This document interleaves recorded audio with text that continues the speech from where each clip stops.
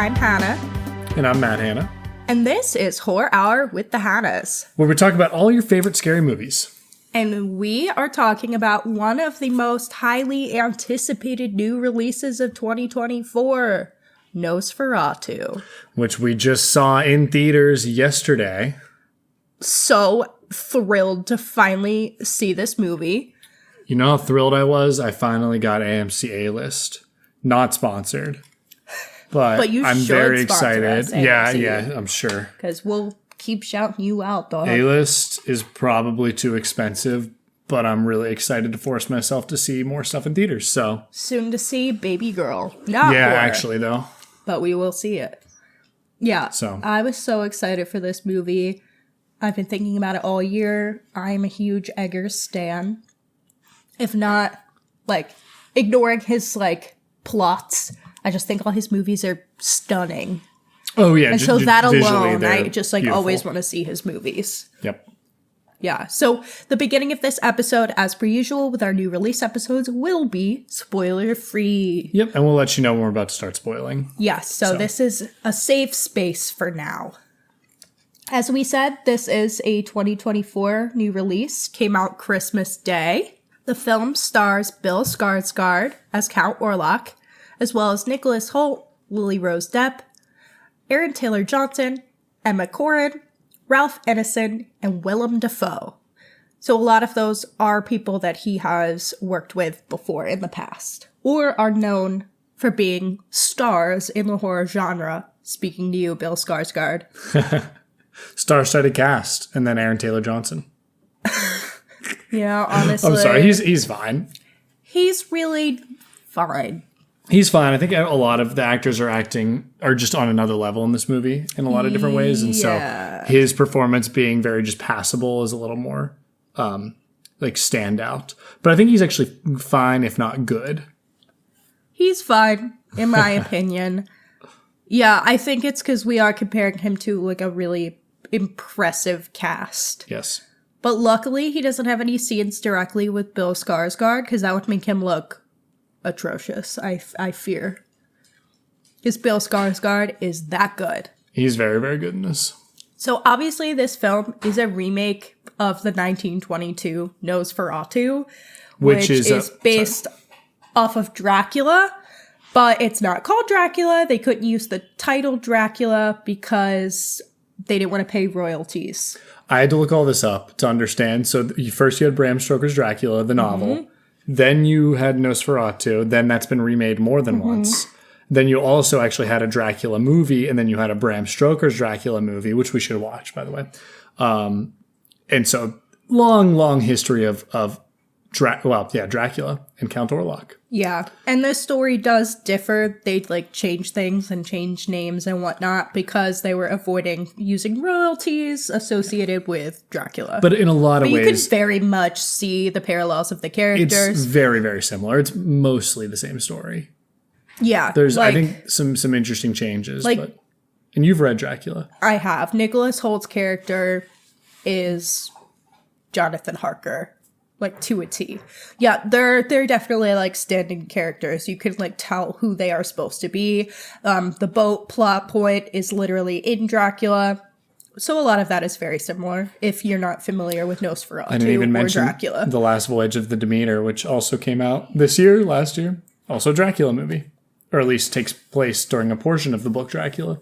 And stay tuned, because I think we're going to cover that soon, because we haven't seen it. Well, Robert Eggers has liked Nosferatu since he was younger. This has always been an impressionable movie for him. He actually directed a Nosferatu play in high school with a friend. That's really funny. And then a community theater or something saw it and then gave him space to put on the show there in a more professional capacity. I didn't realize there was did he write the play or there is a Nosferatu play? I'm fairly certain that he did work to adapt it, but I could be wrong on that. I'm not familiar with a Nosferatu play. I feel like the way it's written actually makes total sense for the stage. But on the stage, you also wouldn't get the absolute beauty that is on display from Eggers in this movie. So I do think it's funny, how much Nosferatu has been part of his career, because he said basically putting on that play and then getting the chance to do it in a more professional way kind of inspired his film career. So thank you, community leaders.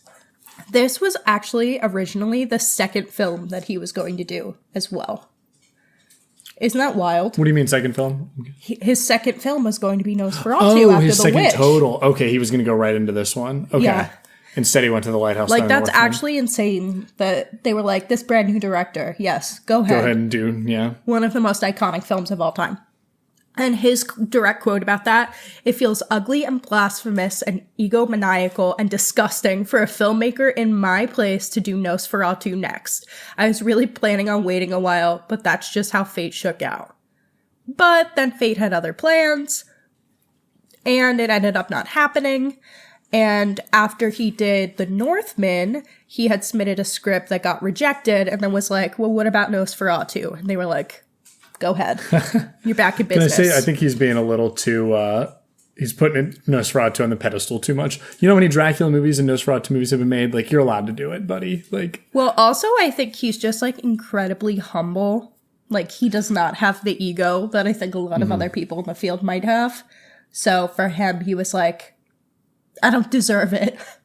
well, that's silly. Like, I have to earn it. But he has said that, you know, having those films and, like, for example, doing The Northman, which was on a much bigger budget and scale than The Witch or The Lighthouse, really helped him for this movie, which was also on a bigger scale.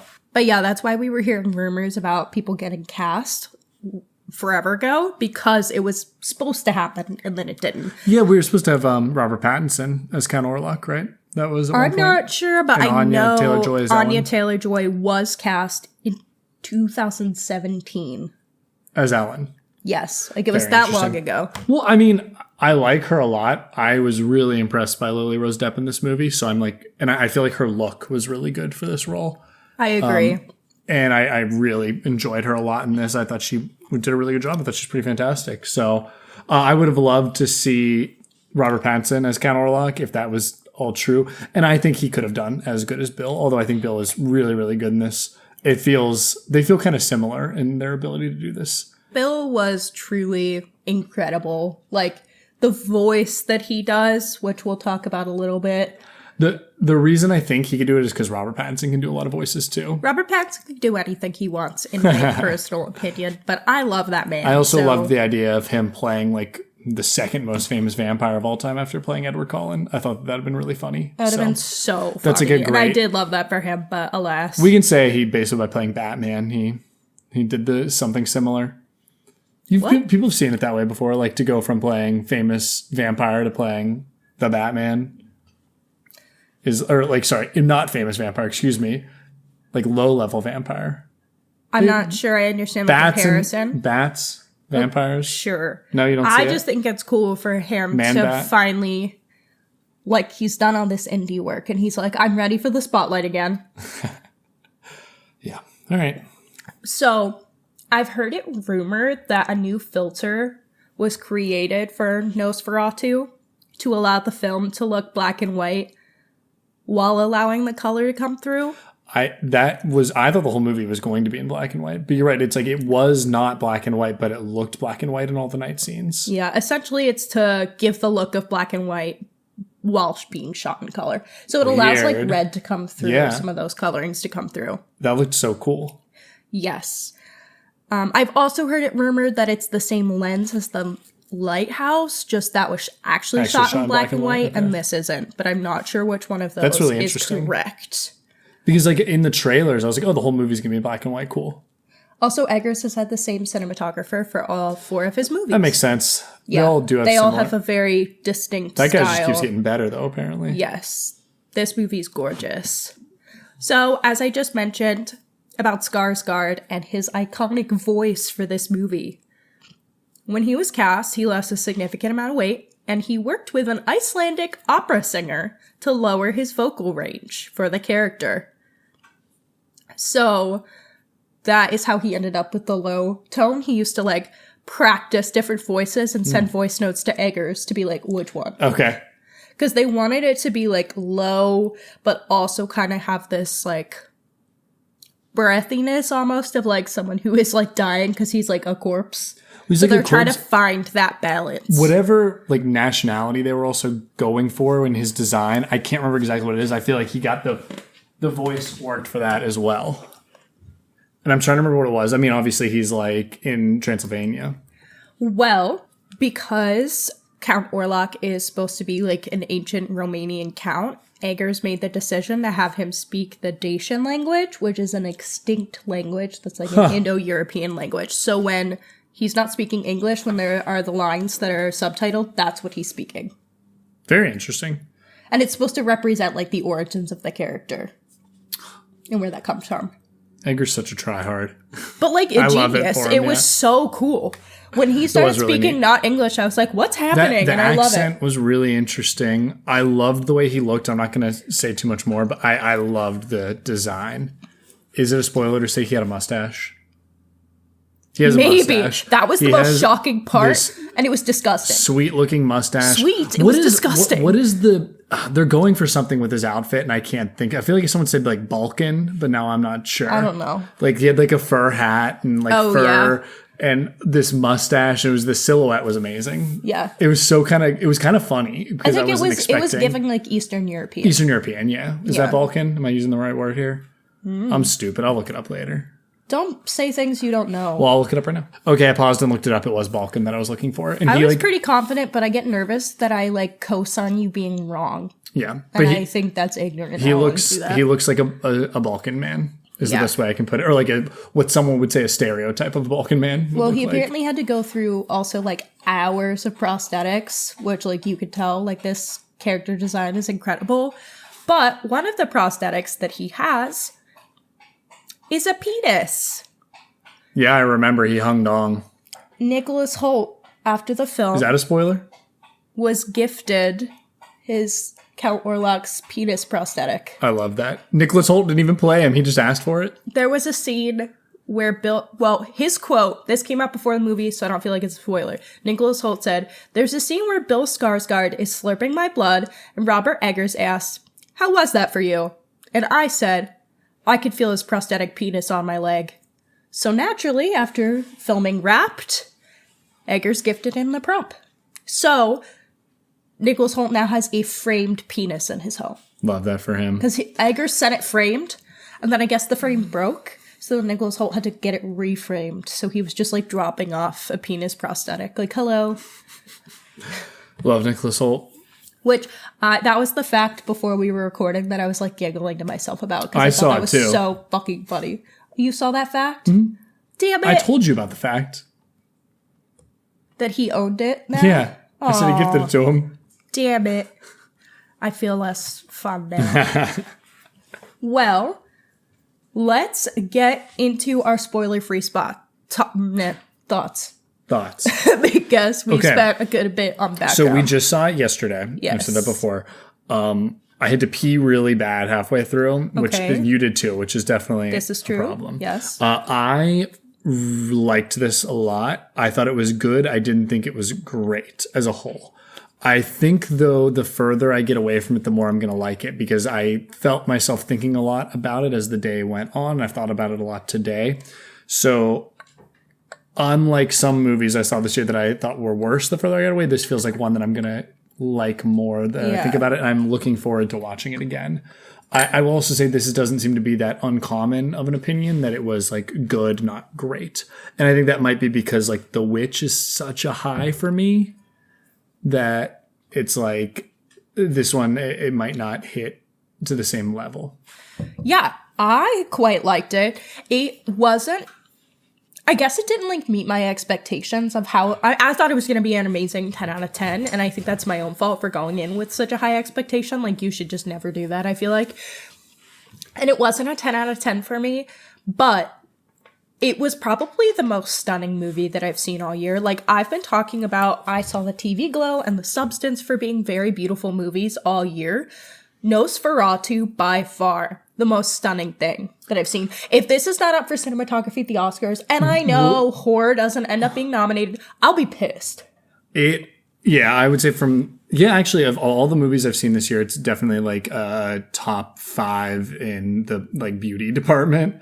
I think it's like... You think it's number one? I think there's a couple me, that are that I think hold up to that as well. Dune, Challengers. 2. I would nominate all of them for an Oscar, though. But, like, Yes. Dune and Challengers probably will be up. Like, You they're don't think rumored Nosferatu to was? be up. I don't know about This Nosferatu, but I think movie it should be. was probably Edgar's best looking. It is, of all yes, the I ones he's agree. done, which is like saying a lot. I thought it was absolutely stunning looking, and that was like a huge draw for me while watching it, and something that I think like elevates how I feel about it. Yes, I agree. And yeah, Eggers is known for making a beautiful movie. Like, he just is. And for also writing a good script. But this, by far his best. The scenes You think where... this was his prettiest, right? Yes. Okay. The scenes where it's snowing, I could not... My eyes were glued.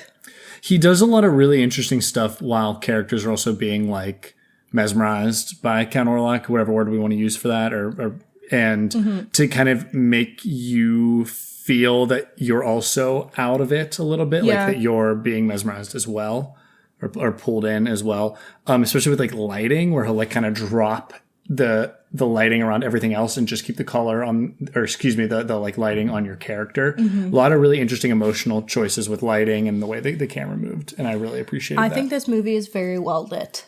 Oh yeah. I mean, all of his are. Yeah, though. like that's I've an come to expect. expectation, I think, from Eggers, but it was. And that's something we complain about a lot on this podcast, because a lot of modern movies are lit like shit. But I don't think that will ever be the case for Eggers. No, especially with what he likes to do. He just actually has to do so much prep to keep it lit well. Well, and I also saw in an interview, either he or his cinematographer was talking about how in this movie he wanted like gloomier days, but he really wanted crisp nights. Okay, Which you I can see that, and I think contributes to the lighting being good. He really like used, it wasn't actually moonlight, but the feel of moonlight to light the nights, which is like, yeah, you're right. It was very crisp. It felt like one of those nights you got with a full moon, where it actually is as bright as the sun, which I haven't had a night like that in a long time, maybe because we live in a city now. Yeah. But I remember having those before where it was like the whole street lit up. And that's what this looked like. Yeah. But let's step away from cinematography. I was also going to say the shadows, the use of shadows and silhouettes was also very, very cool. Brilliant. It looked great. I think it was necessary for this. One, so we're not completely spoiling the aesthetic of Nosferatu immediately, or of Count Orlok. I like that they hide that for a little bit, but also because I think it's so... like, it's representative of what he is doing and how he is mesmerizing people, like the hand over the town. Yeah, and I would say a lot of the shadows were definitely VFX. Like that one, right? Which is like, and I thought they look great, which is definitely like a little bit different and like kind of interesting for that. Like, I think they had to be, based on what I saw there. Yeah, for that scene especially. Yeah. But so let's step away from the way it looked. We love the way it looked. That's probably like its best feature. Should we talk about acting? Yeah, that's what I was going to get into. Bill Skarsgård, like, insane. I know I already said this, but I was watching this movie, and for some reason, when we first meet Count Orlok, I was like, that's not Count Orlok, because I know Skarsgård is playing Count Orlok, and it does not look like Skarsgård. Like, for me, I was like, when he good makeup team. But then, there were a couple. But then I was like, in him. oh my god, no, I'm being so stupid. That is him, and it's incredible. And then because I, like, obviously knowing, I kept, like, looking at his face to see if I could find his natural facial features, which you can if you know, but it's so hard to get there. I could see it in his eyes. That was what I was able to find. I could see his eyes. That was incredible. Like, obviously that's partially prosthetics, but also partially because he captured the character so well. The voice he's doing that him and Eggers kind of agreed on, I think is very, very successful. I really liked it. And I think what really works for the voice is not just how he sounds, but it's the cadence. That was what I really liked. And it is this very like scary, drawn out, not monotone, but like melodic, like kind of speaking, which plays into the whole thing about, vampires like mind controlling you. Yeah. Which he does in this movie. So he's great. I think everyone's talking about how good Lily Rose Depp is in this, and I was really impressed by her, and I don't think I've seen her in anything else. I don't really know her. So other than that she's Johnny Depp's daughter. Yeah. And she looks like him. And that made me nervous because you know how you know, it is with Well, I mean, he's talented. nepotism. Oh, sure. So I was like, you know, I don't know what to expect from her. Like, she has been in things, but I either don't remember her or I haven't seen the thing. Yeah. Well, I thought was really impressive in this, especially for the character she's being asked to play. I really feel like everybody that shows up in these Eggers movies, though, especially when they are like period pieces, period pieces, it can't be easy to go into these like theatrical speaking. It's not actually theatrical. It's more just like old English style. And I love it. I feel like it's really fun to watch. And maybe it makes it easier for them to do it because I don't know how they should sound. But I like love those performances. Willem Dafoe is Willem Dafoe. Like, what else can I say? He's never going to do any bad performance. No. He's not capable. And also his voice is just so iconic. Like, in the trailers, them capping it, a lot of the trailers with him just saying, Nosferatu. Like, in his little Willem Dafoe voice was so good. I was like waiting for him to say it in the movie because it just was so striking in the trailer. It's honestly like hard to talk about the acting because like I feel like everyone did such a good job. Like, I really, really like Nicholas Hoult and I'm really excited for his career. So impressed by him constantly. My worry for him is he always kind of outside of honestly, say outside of like Mad Max, but even in that, he's kind of like this weaselly guy. He's going to play Lex Luthor. It's perfect. He's like a very weaselly, kind of looks a little evil in the first place. So I was a little worried about him playing this like leading male role that we need, like a leading man that's supposed to be, you know, charismatic and I mean like good looking, which he is, but in like kind of a weird way. Yeah. And I thought he knocked it out of the park. And like really, I was really liked him. Could root for him. I was like very much on his side. Yeah. And I think a lot of it has to do with the facial hair. I love what they did. Those sideburns. It has nothing to do with the acting. It was just his facial hair. I'm joking a little bit. He looked a little bit like different. And I really liked the way he played this. Me too. I don't know his name. You have to help me. The guy from The Witch. Ralph Ineson. That dude should be in every movie. Just speaking. I just want to hear him talk. He's perfect for period pieces or for movies that aren't set right now because his voice is so unique and distinct and it doesn't sound like a voice that anyone in this day and age has or should have. Be narrating. He needs to be doing something. Like that's why it's so perfect for The Witch or it's perfect for this or he was in the first Omen and because that's not modern like it kind of works too. Yeah. I need him in more stuff. That's all I'm saying. Yeah. The only I guess standout and not the best way. I thought Aaron Taylor Johnson was fine. I think when he's playing kind of a douchebag. And I think that's kind of perfect for him. He does seem to be. And he maybe plays douchebag well. And maybe that makes me feel like it's like not good because he's kind of a whiny little baby. Yeah. And like maybe I'm thinking like, well, this isn't good. But no, I think maybe it is actually. He did do a good job. He was a good whiny little baby. There's something about his voice that doesn't feel as authentic as the rest of them. It feels like because like it's not because he's doing a period piece. But I was gonna say it feels like he's putting on a front, but like that's also what that character is doing. Yeah, he's like putting on this machismo that he doesn't actually have because he's got money. Yeah, I think you can justify it that way. I don't think he's as bad as people were saying he is, but he's definitely the worst of. I don't think he's bad at all. I think everyone else just really stands out so well. I'll be interested to see if Eggers brings him back for something because clearly he saw something in him that he wanted, and maybe it is that kind of like putting on a facade, like which is what that character is doing. Throughout. And clearly Eggers does like if he likes you, he's gonna try and put you in another movie if you're available. So we'll see. I was gonna say other things I like is just this movie is full of dread, up there with I think the way The Witch makes me feel. Maybe it doesn't peak up to that level, but throughout I think like clearly Eggers is such a good craftsman at creating that feeling. There are some really unique scenes in this movie that made me feel things I hadn't really felt in a while in some movies, especially, not a spoiler, but I think the part where Thomas goes and meets the Count for the first time. Ooh. Basically, that whole castle scene was insane. Oh, I was going to say his production design is crazy. Yeah. That's just what you expect at this point, though, right? Yeah, but for me, because I didn't see The Northman, I've only seen his horror entries, which The Northman is like next up because I've decided I'm obsessed with him. This is on such a much bigger scale than than his other two horror entries, so I wasn't sure what to expect of that. I expected it would be great because I don't think Eggers would put out something that's not like very well researched and accurate, but it was stunning. I absolutely love the production design, and I think that's another thing that and like makeup should be up for Oscars for, if the Academy knows what's what. What happens here? Do they have to be in this? They have to be in the 2025? This would be in 2025, yeah. This would be in the upcoming Came Oscars. out a little late to be in anything. Well, let's not worry about the Oscars. No, that comes out. Like, a lot of times Christmas movies right. still make the cut. It's just a matter of, like, if the Academy can see past that it's a horror movie. Yep. And it's more than that. You could just call it a period piece. I know, but...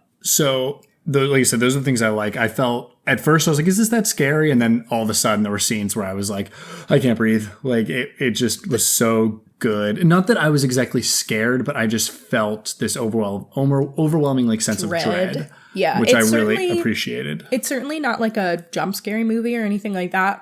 Eggers doesn't really do that. I think Eggers really works well with like the witch, it's suspense, but then also that dread and discomfort. And I think he kind of channels the same sense of like the same horror elements in this. I think the scenes that I found like the most scary were just like really uncomfortable, and I was like, oh my god, no, he's not doing that. Couple gross scenes too. Yeah, but like not gross in like body horror. Gross in a heady way, like I mean, it's a vampire movie, so like blood sucking. Blood sucking. The way he did it really amplifies how icky the concept of being a vampire sucking blood is. Like, it was gross. Watching blood drip off Bill Skarsgård's mustache was honestly the most horrifying shot in the movie for me. Okay. Well, is there anything else, non-spoiler, you really liked, or do we want to get into some not-so-likes? We can get in not-so-likes if there's anything you can say without spoiling the movie. I can, yes. Okay. I think there are three things and two of them go together.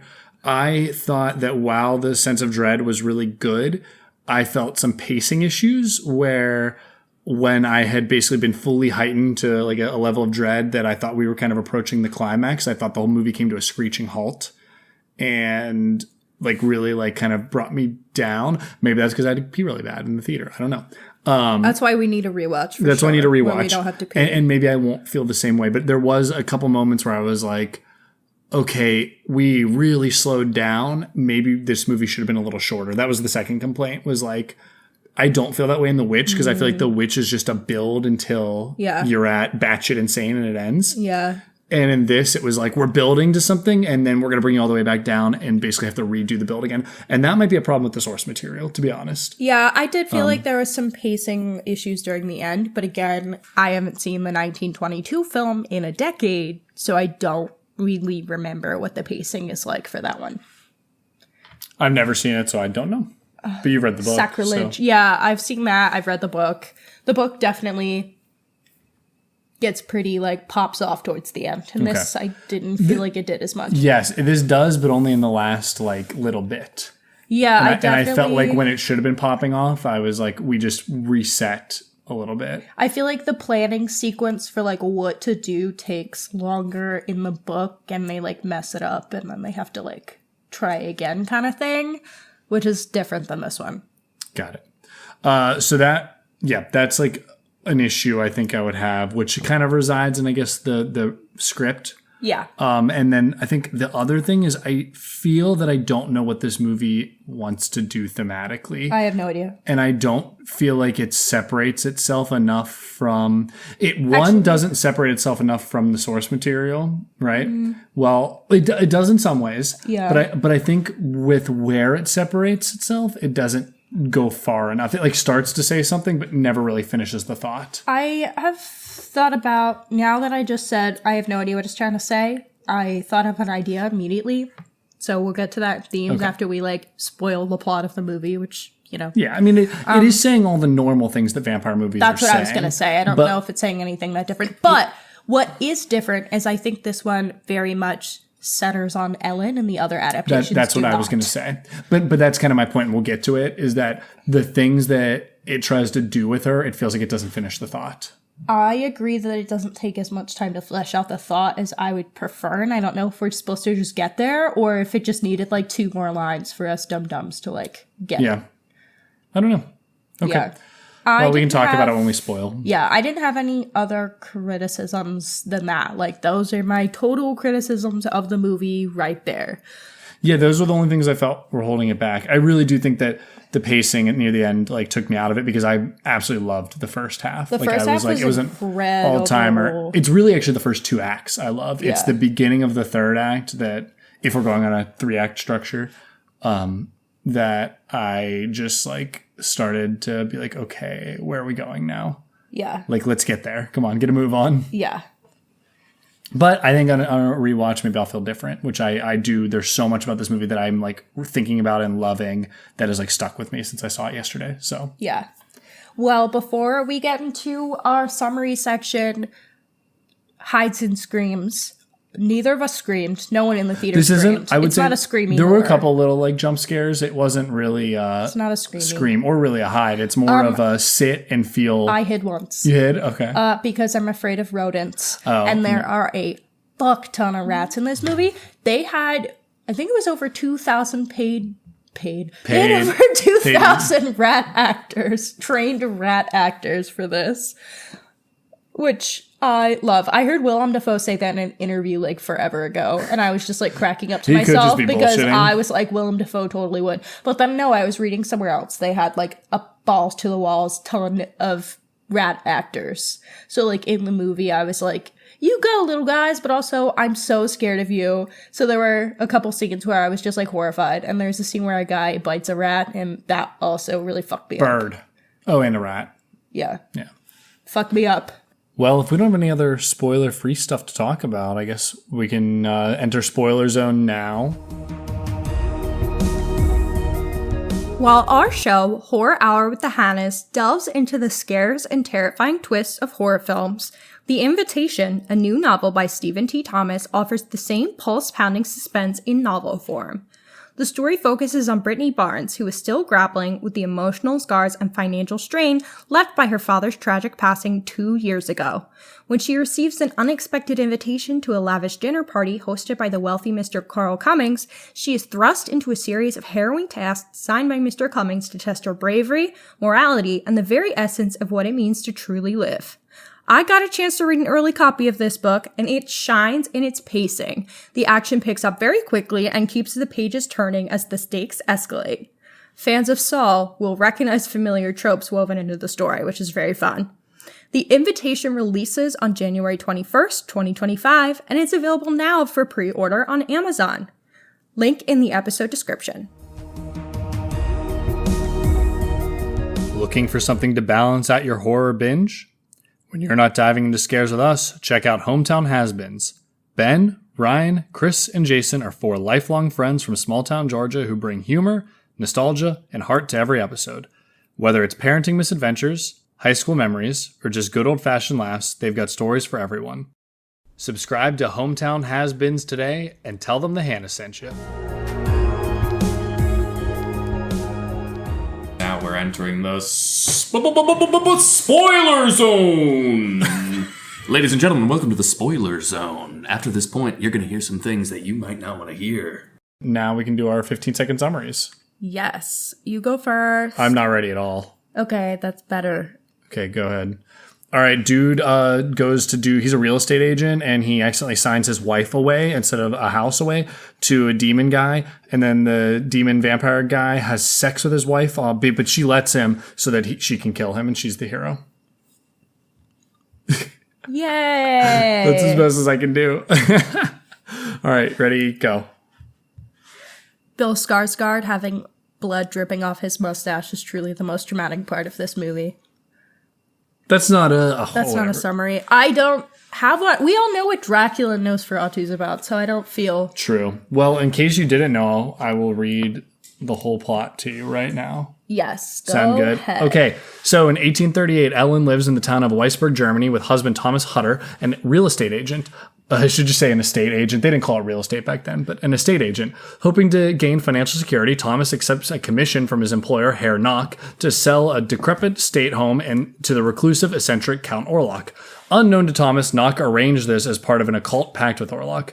Ellen becomes fearful and asks Thomas to remain with her, confessing that before their wedding she dreamed that she married Death himself with only corpses in attendance and enjoyed it.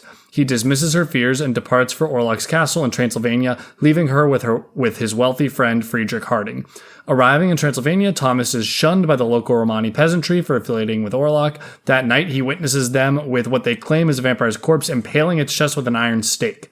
Arriving at the castle the next evening, Thomas is greeted by an impatient Orlok who dines with him and insists on finalizing his purchase immediately. Orlok disregards Thomas's inquiry about the villagers and what he saw, and when Thomas cuts his thumb on a bread knife, Orlok mesmerizes him and drinks his blood. The next night, Orlok takes Thomas's locket, which contains a lock of Ellen's hair, and has him sign a mysterious document written in occult script. Thomas demands to go home as he's plagued by nightmares, but Orlok demands he stay until he's no longer ill. Thomas later finds Orlok sleeping in his coffin and tries to kill him with a pick, but he springs awake and mesmerizes him once again and feeds. The Count then leaves a weak Thomas to his wolves, but Thomas is able to flee and falls into a river. He is found and nursed to health by nuns, and he rushes back to Weisberg to protect Ellen. During a ceremony to heal his soul, as they claim you are lost in your shadow, a nun reveals to Thomas that Orlok was a black sorcerer in life, and that Satan preserved his soul in a living corpse in blasphemy. Orlok sails for Weisberg with a crate of grave dirt and plague-infested rats, killing the ship's crew along the way. Meanwhile, Ellen is attacked by bouts of sleepwalking and seizures, which Wilhelm Sievers, her doctor, struggles to treat.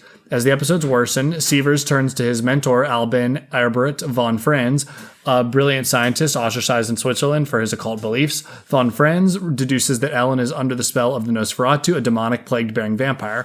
Friedrich is skeptical, believing her symptoms spring from anxiety over Thomas's absence.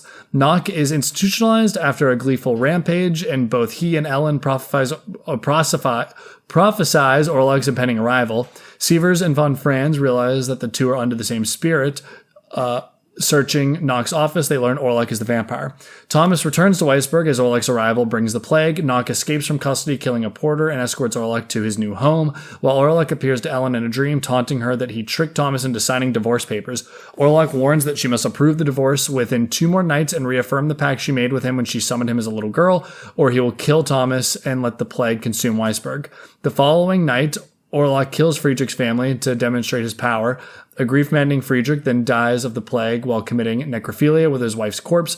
Von Franz plans an expedition with Thomas and Sievers to destroy Orlok's new resting place, but from his occult research, he theorizes that the Nosferatu can only truly be destroyed by a fair maiden's willing sacrifice. Ellen agrees to the plan and psychically summons Orlok to her chamber. The 3 men unexpectedly find Nock in Orlok's coffin and kill him. Von Franz proceeds to burn the whole crypt, but Thomas realizes the expedition was a diversion and rushes back to save Ellen. She allows the Count to feast on her blood and have sex with her until sunrise, which causes Orlok to die and return to an inanimate corpse.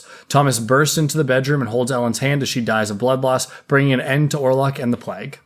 And that's the movie. Also, I don't know why I said she was a little girl at the beginning. She was just a teenager, girl. Probably, when she made the pact with him, which is the opening scene of the movie. But, yeah, the movie's crazy. It's a good time.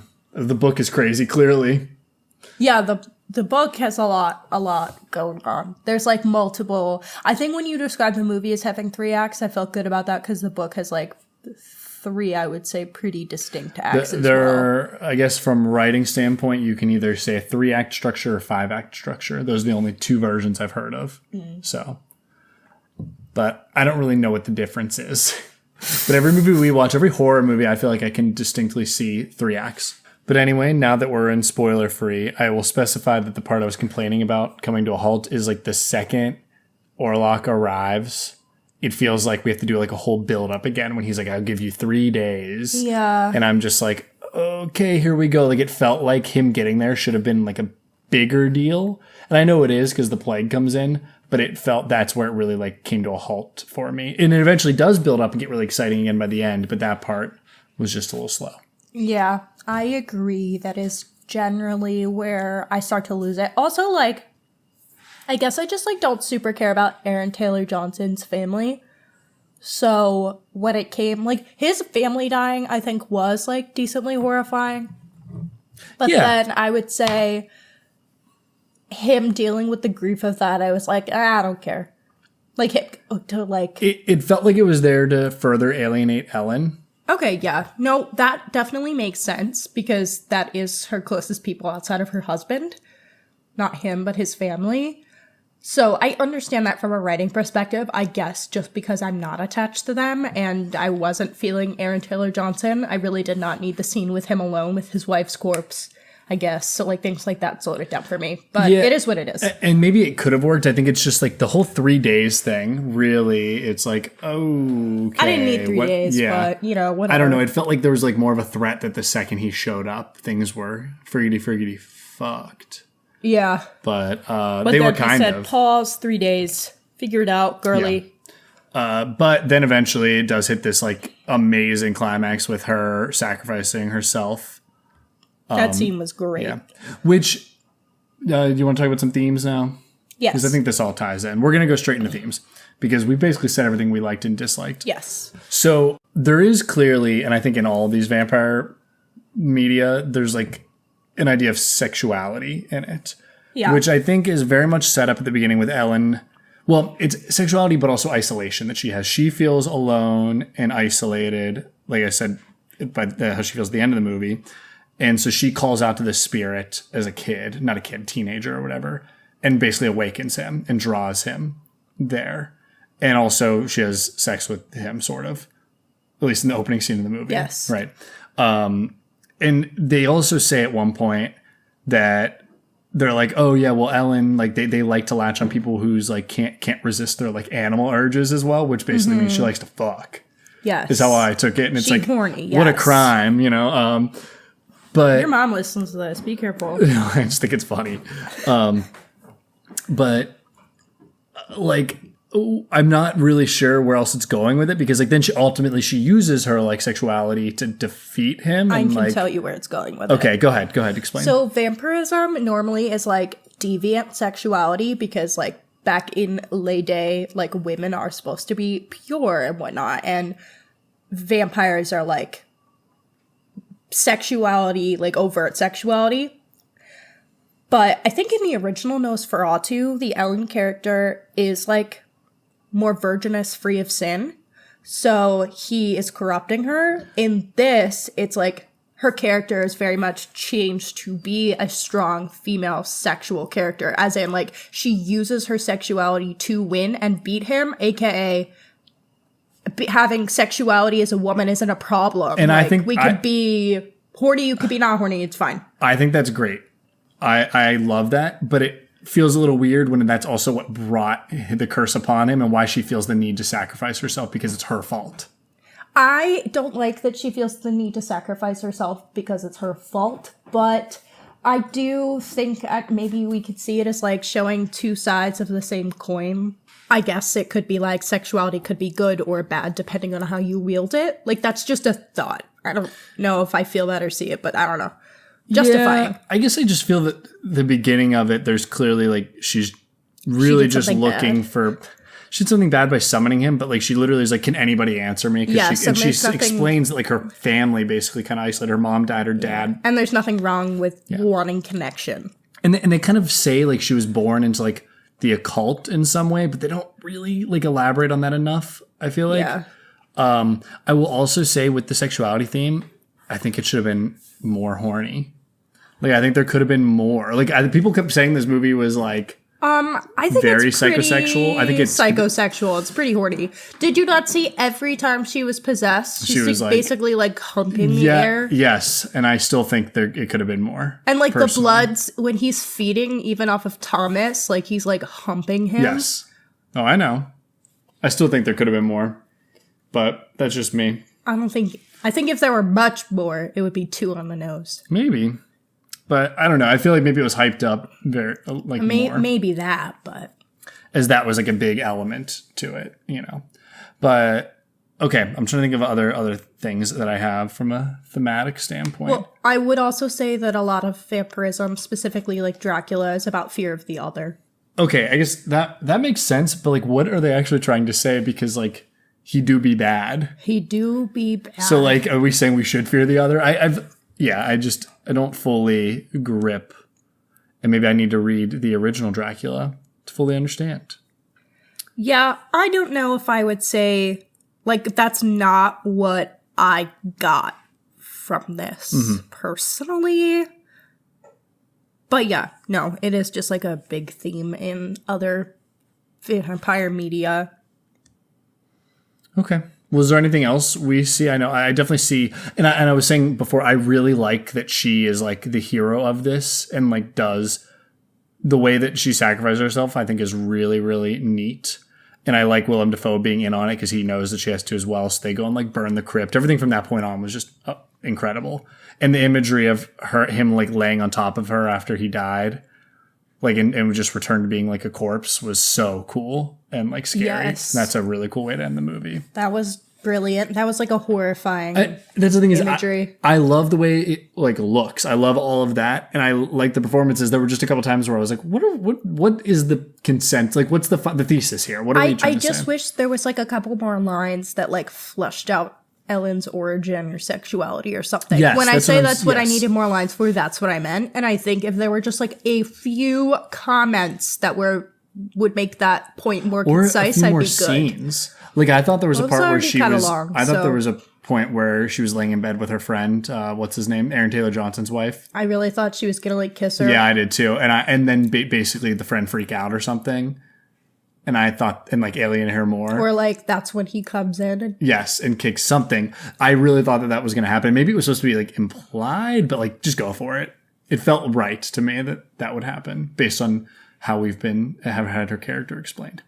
But maybe, well, because then if she did try and hook up with her and then the friend died, that would be villainizing her sexuality again. And I think at this point in the movie, we're not trying to do that. So, well, I think the friend wouldn't die because she tried to. The friend was going to die either way, right?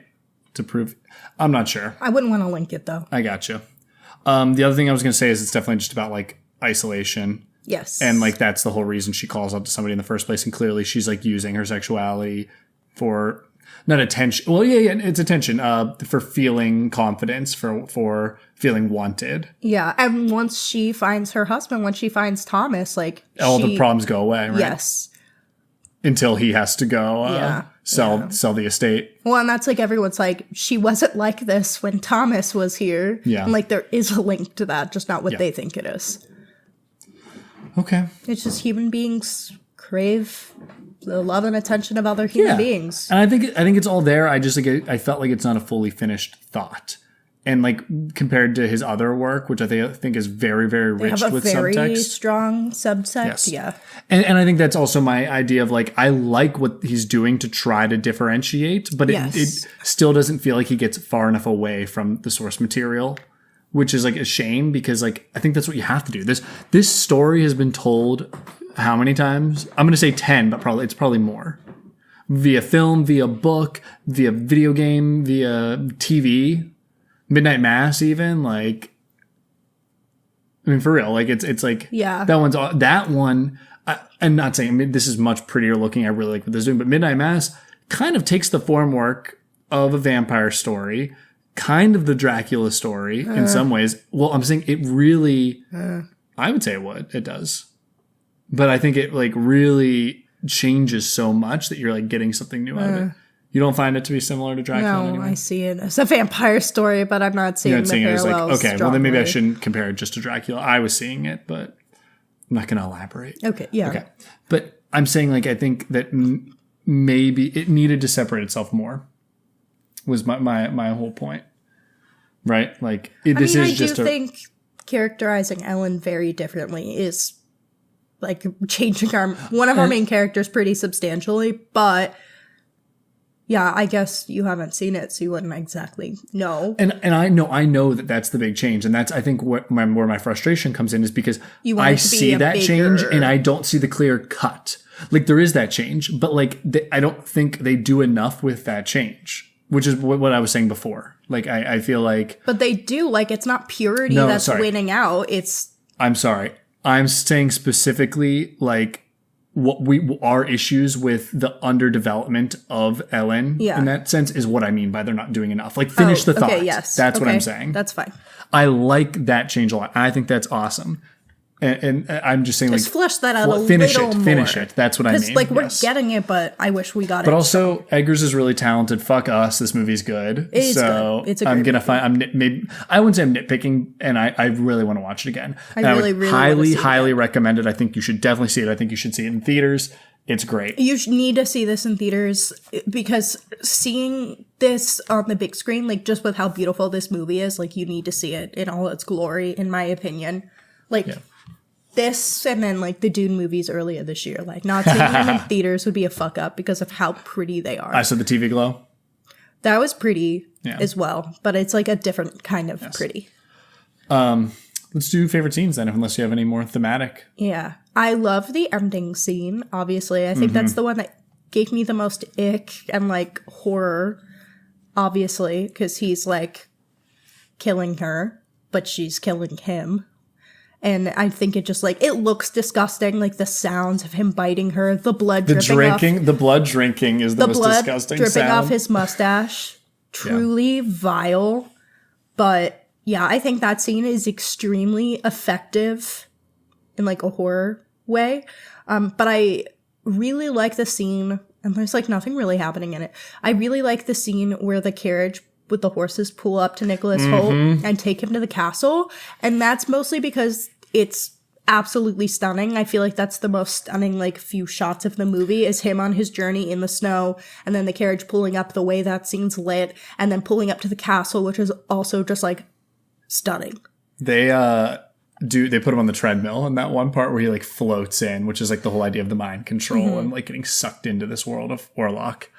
It's fantastic. I also just thought about another isolation thing. That's, like, Orlok's whole thing is to isolate people from their loved ones, because he does, or not even loved ones, other people. Like, that's like when Thomas wakes up and all the Romani people are just gone. Yeah. And it's like he pulls you in because he's your only, like, option. Yeah. And so I was going to say my favorite scene, I can't name specific scene, pretty much from the moment the horses roll up and he gets pulled in till he jumps into the river. I felt Like, all the stuff with him all in the the stuff castle. with Thomas in the castle was fire. It was so good. I even felt, and reading the Wikipedia plot description and how you felt told me I was wrong. I felt like that wasn't even, like, the timeline wasn't correct. It kind of felt like to me that we were seeing, like, it was being told out of order. That's how, like, I think it feels disjointed because it is for him, because he doesn't remember shit. Yes. Because he's being... For me, I was like, what's a dream? What's not? What's being told out of order? What's actually happening? I think you're supposed to feel that That's way, how I felt. but I thought it was clear that it was, like, chronological. No. For me, I thought it was literally, like, out of order. I thought he was like seeing the same scene from a different, like, perspective, which was amazing. So, like, whatever, I think that works to feel that way for me. Well, like, I think what I saw worked too. Yeah, that's fine. I'm like, everything in there, like Orlok's introduction, him being like this shadow demon that you're not really fully seeing him. Mm-hmm. That's when we get introduced to the voice, and it's just like Nicholas Holt's acting his ass off. I mean, every time you see his face, he is just like, and that was so dread fueled. It was like dream-like, mesmerizing to the audience. I felt like I was also being sucked into Orlok's spell, and I was also horrified. And that's what's kind of funny about him is he like is charismatic. I'm saying in air quotes because it's more of like mind control, but it's like you are being sucked in and horrified at the same time. And Nicholas Hoult is so good at making the face that is just that. Nicholas fucking Hoult. Like, yeah, I'm into this, but also I'm so scared right now. He is terrified. His face, he's acting his ass off with his facial expressions. It's such a weird... It's like Demi Moore in The Substance. Yes, like they are acting their face off. And I just like that everything in that castle was the best part. And maybe that's another reason why it felt like once we got back to Weisborg or whatever, I was like, I miss the castle. You know? The castle stuff in Dracula is really cool too. It's so good. There's a scene... maybe if I'm gonna name one scene, I'm sorry, I have to talk about the castle. It's when he tries to stab him in the coffin, and then he runs out and locks the door, and then Orlok basically mind controls him into opening the door, and it's just this hulking, scary man shadow with the dogs, and like Holt is just his like, or Thomas is just his like thrall in that moment. Yeah, and it's amazing. It's so good. Yeah, so beautiful looking, like well acted. Yeah, that's all I have to say. Yeah, you agree? Yes. Okay. So let's get into our ratings. Okay, I am ready. I'm going to give this an 8.5. Ooh, that's pretty high. As much as I thought part of it slowed down, talking about it made me so excited just as like a piece of cinema. When a movie is this beautiful, I've said this on the podcast before, when a movie is this beautiful, I'm a sucker. It not only is beautiful, I also think it does visual storytelling very well with its beauty. It's not just beauty for the sake of beauty. Like there's more to it. And that goes a long way for me as well. Yeah, the film, I just think the filmmaking here is incredible, that even if there's a little bit of issue I might have with the script, I'm so able to look past that, because every other piece of this fucking movie is 10 out of 10 cinema. Yeah. So I said this movie's good, not great. On Letterboxd, I gave it a 3.5 out of 5, which feels low, but I personally disagree strongly. That's a 7. I was coming in planning on giving it a 7.5, and I kind of want to bump it to an 8. I am going to hold it at 7.5 for now. And I think that this movie is just hurt by the fact that I am an Eggers fan, and I just don't think it's as good as The Witch. I think it's much prettier than The Witch, but The Witch, as like from a storytelling standpoint, is a 10 out of 10. Yeah. And I will say in our Witch episode, because I don't find it scary anymore and I understand the pacing can be slow, I gave it like a stupid score, something in the 8 range, because I did too. This is a horror movie podcast. I wasn't scared this time. Fuck that. That movie's a 10 out of 10 for me. I'm going to give my first 10 out of 10 on the podcast. To The Witch? To The Witch. Well, because I love Eggers. I'm going to give this a 7.5. You bananas. I think it's going to bump up when I watch it next. But I'm talking just how I felt coming out of the theater. I felt 7.5. Damn, now I want to go up to a 9 just to spite you. Just to spite me. But I really liked it, and I think everyone should see it. So it's like a 7.5 plus a heart. Yeah, please go fucking see this. I can't... Talking about it again makes me want to like bump it, but I'm trying to let's go with what I felt coming out, and then I will reassess when I watch it again. And that's what Letterboxd is for. You can literally see how you've changed it every time. Mm-hmm. Yeah, because you can rate it again when you watch a movie again. So follow me on Letterboxd, Matt Hanna 17. I finally got a Letterboxd too. Yeah, yours is Hey It's Hanna, no 3. caps. Also, Hey It's Hanna 3. Yeah. Yeah, follow us on Letterboxd. Hanna spelled Hannah, because people get that wrong because of how it's spelled on the podcasting. We spelled it like Matt's last name. True. But my first name has the extra H. The H. So, Hey It's Hanna. Everyone should follow us. That'd be fun. I also watched like 106 movies this year. And I plan to at least get one more in before, maybe 2 before the new year. Well, we're watching at least one tomorrow for the podcast. I know. I might crank out 2 tomorrow. Oh my gosh. So I have a lot of recommendations on there, and a lot of them are non-horror. So if you want to see what I'm out there watching, I'm going to try and book through as many horror movies as I can that are released on streaming next year, because when I work from home, I have time to like half-ass watch you better things. hope your company doesn't hear that. I'm working. No, like I am working. That's why I said half-ass watch things. Because half-ass watch things. I thought you were saying half-ass do your job. No, I do my job to like the fullest extent. I'm good at my job. But like while I'm typing a note, you keep I watch, like I listen to TV. So follow Hannah, see all the streaming she watches. Yeah. We'll see how I do. Cool. If TikTok still exists, I'll be posting mini reviews for all of them, but we'll see. Okay. Well, I like this movie a lot. Yeah, me too. I think you should watch it. And I think that's all I have to say. Yeah. So we hope you enjoyed the episode. Like, comment, subscribe. Yee. Or else. Yee. Or else Count Orlok's going to drink your blood and also do other things. Maybe I'm okay with that. I don't know. Yeah, true monster fuckers, like, I don't even know what I'm trying to say. I was about to say someone complained that he was like too ugly, and someone was like, yeah, this is what happens when people that claim to be monster fuckers meet true monster fuckers. And I was like, that's so funny. You're right. I saw someone who was like, is it wrong that I think he's sexy? And I was like, yes, that's but kind of the point. Like he's kind of they try to put him just like good looking enough and like charismatic enough, but also just so disgusting enough that you're like he's disgusting. Like you should feel bad, but also like he's a vampire sucking blood, so like inherently there should be some level of horniness. So, but that's definitely the point. Like they found this fine line of like you're gross, but also I get it. You know? Yeah. That's like okay. I'm done. Good. I'm Hannah. I'm Matt Hanna. I'm sick. All right. Peace out. Thank you for listening to Horror Hour with the Hannas. Make sure to listen to future episodes on Spotify, Apple Podcasts, Amazon Music, iHeartRadio, or wherever you can find podcasts. You can follow us at Horror Hour with the Hannas on TikTok and Instagram for more content. If you like the podcast, please follow and leave a review on your favorite podcasting app. Happy hauntings!